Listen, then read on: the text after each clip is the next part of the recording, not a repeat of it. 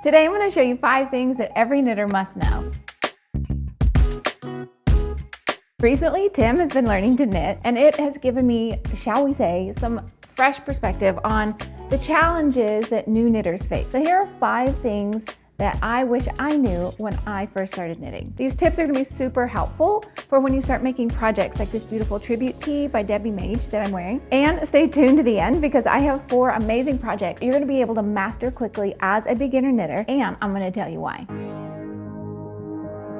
The first thing is those mysterious extra stitches that appear in your rows. Extra stitches often appear at the beginning of your row. If you'll see, these all are correct, but what happens often, and it's difficult to see as a beginner, is this first stitch will often pull up and look like 2 stitches. So if you knit into each one of those, you're going to end up with an extra stitch. So always make sure before you begin a row that this yarn is pulled down.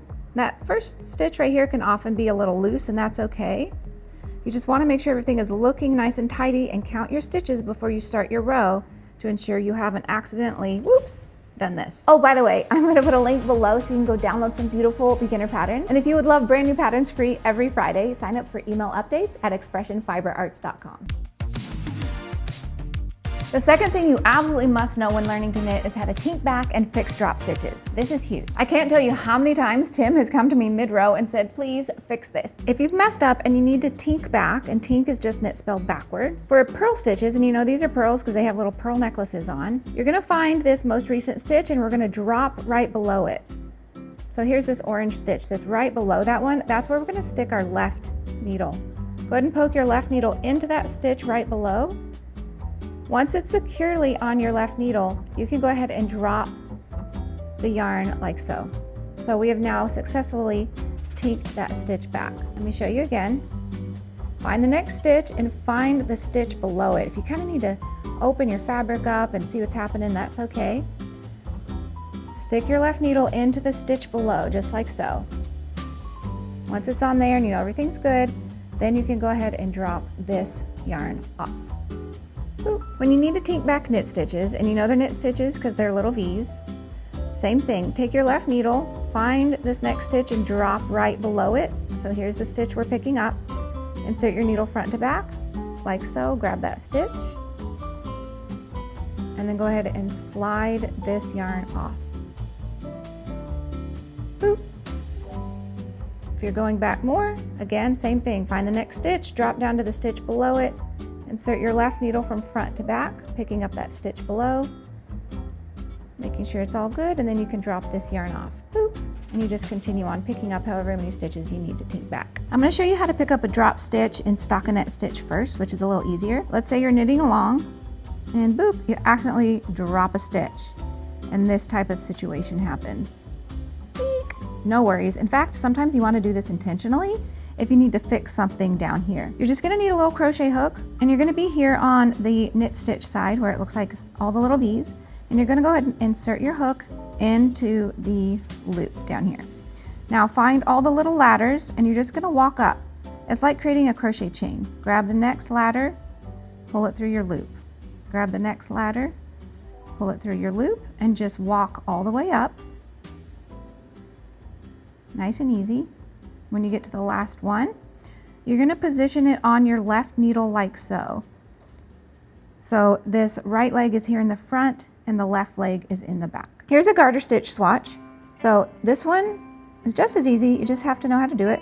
So you're knitting along, whoop, accidentally you drop several rows down. To fix a drop stitch in garter stitch, you want to keep in mind, even though when working garter stitch flat, you do knit every stitch every row. However, keep in mind that a knit stitch on this side is a purl stitch on the back side. So essentially, it's rows alternating knits and purls, knits and purls, even though you've knitted them all. I hope that makes sense. You want to go ahead and look and see where you're at. So here's our little loop, and this has a pearl necklace on it. So think of that as a purl stitch, and we're going to go ahead and insert our hook into that loop, and we can grab the next ladder up, here it is, and just pull it through, essentially making a knit stitch on this side. Beautiful. But now we need to make a purl stitch. Pull your hook out, grab the next loop and pull it in front, because when you're working purl stitches, your yarn's in the front. Insert your hook down into that loop, grab your ladder, and pull it through. Boop. Now here we are again. We have a little pearl necklace, so think of that as a pearl stitch. And when we work knit stitches, which we need to work a knit stitch now, our yarn's in the back, so go ahead and grab that and pull it through. And we're going to continue to repeat that. Find your next ladder, remove, pull that one to the front now, insert your hook down into that and grab the ladder and pull it through. Now the next one we can just grab and pull it through. So we're just alternating. And then one more, this one's going to come to the front. Reach down through, grab the ladder and pull it through, and then you're going to pop that onto your left needle, keeping in mind that the left leg goes in the back and the right leg goes in the front, and that's how it's properly positioned on your needle. The third thing you want to keep in mind when you're learning to knit, what is it? Oh yes, the third thing that you want to keep in mind when you're learning to knit is to master one stitch before moving on to the next. Otherwise it can just be really confusing. I recommend you start with just a garter stitch rectangle, which is just knitting every stitch every row. This is going to get your hands used to the micro movements that you need to develop in order to comfortably knit. Just like when you were a little kid and you were learning to write, your handwriting was terrible, and that was okay. It takes time and it takes practice. I encourage you to make a little stitch sampler. It's not meant to be beautiful or useful, it's just for practice. Here's Tim's actual first practice swatch. He's got garter stitch going on. He's got some stockinette stitch. Here he was practicing his knit two togethers and yarn overs, some seed stitch and some ribbing, and he's keeping it so that he can continue to practice new stitches as he learns. So I think that is a great idea to hold on to your original practice swatch and just continue to add to it as you want to learn new techniques and stitches. Now we need to talk about needles. When you're first learning to knit, it can be so confusing which needles you need to choose. There's just so many options out in the world. But for beginners, I recommend wooden circular needles. A set of circular needles is so great because you can make virtually any project with them. And they're super lightweight and less cumbersome. You can see on my cardigan that I'm knitting, even though I'm working back and forth, I am using a circular needle because the stitches fall onto the cable and thus into my lap, and it makes it a little easier to work with. I've gone ahead and transferred the other half of the stitches onto a straight needle so you can see. I personally prefer not to use straights just because they can bang into things and kind of get in the way, and it's heavier when you're doing all of those stitches, so it's a little bit more strain on the hands. And when you are first getting started, the reason I recommend wooden needles over metal is because they're a little bit grippier, so there's less fear of the yarn slipping off the tips.